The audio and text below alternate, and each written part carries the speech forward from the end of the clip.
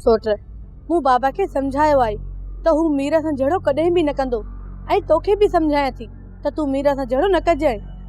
मां चाचा जी इज्जत कयां थो, मीरा में हथ कोन विझंदुसि सोट, पर मीर धण हमरान जो वठी मूंखे ॻोल्हींदो थो वठे त पोइ तूं ॿुधाए त मां छा कयां।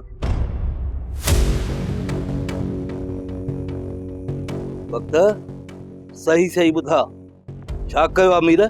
चाचा साईं हींअर जीअं ई मां घर अचां पियो त ॻोठ जे ॿाहिरां रस्ते ते दोस्तनि सां गॾु मीर बीठो हुयो।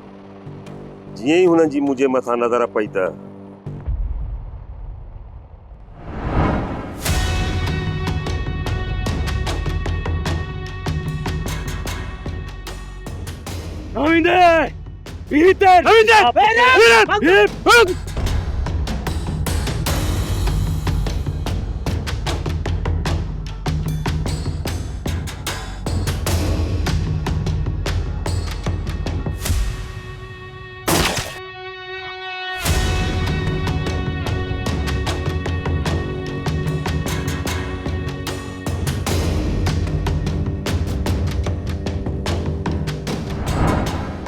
न न मीर ये नथो करे सके।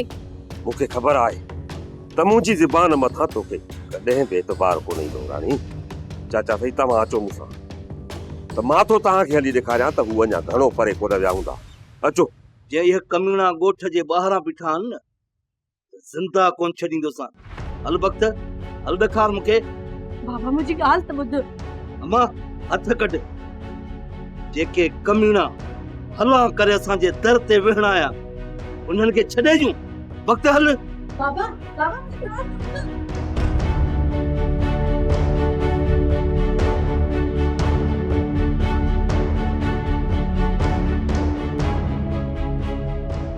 मीरा तुम ही छा करे छॾियो, तूं वाटे जो भी भरम न रखियो।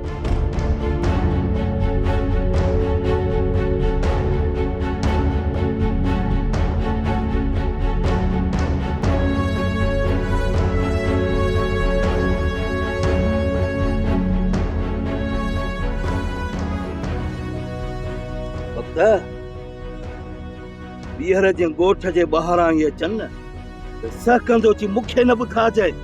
सीने वारी सुठियूं गोलियूं हणजान मारे पहुची मूंखे ॿुधाइजांइ। चाचा मां तव्हांजे करे उन्हनि खां वॾी जान छॾाई, जेकॾहिं ॿीहर नज़र आया त मारिया वेंदा। ईंदा काॾे कमीणा? अॼु त भाग भला आहिनि। हलिया। सोचां पियो त इन सूबेदार इकबाल जी ज़बान ते एतबार कयां या वरी इहो मूंसां चाल पियो खेॾे। वॾा असां चाल खेॾण लाइ सूबेदार खे कहिड़ो फ़ाइदो पवंदो? ख़बर पई आहे त इहो सूबेदार इकबाल इन नवाब खान जो ख़ासि माण्हू आहे।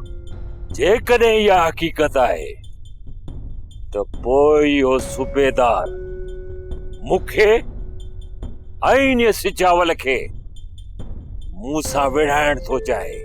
हाणे तव्हां ॿई सोचो, जेकॾहिं सिजावल ऐं मां पाण में ॿई विढ़ी पियासीं त हिन में फ़ाइदो कंहिंजो आहे?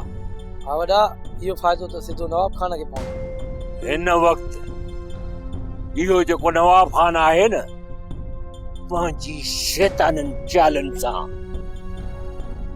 पंहिंजे दुश्मननि खे बर्बाद करे छॾियो आहे। बाक़ी रहियो इहो हिकिड़ो ई सिजावल खान। उनखे झुकाइण जे लाइ मुंहिंजे ऐं सिजावल जे विच में वाह भड़काइण थो चाहे। हिन वक़्तु पप्पू नवाब खान जे वेझो आहे, उन खां हक़ीक़त मालूम करे सघिजे थी। इन पप्पूअ मथां मुंहिंजो थोरो थियल आहे। इहो पप्पू कूड़ कोन ॻाल्हाईंदो। इन पप्पू वटि ख़बर पवंदी इन नवाब खान जी दिलि में असां लाइ छा आहे। ॿियो त इन सिजावल ऐं नवाब खान जे विच में ठाह थींदो या अञा अॻिते वेंदा। वॾा जेकर तव्हांजो हुकुम हुजे त मां पप्पू खे वठी अचां।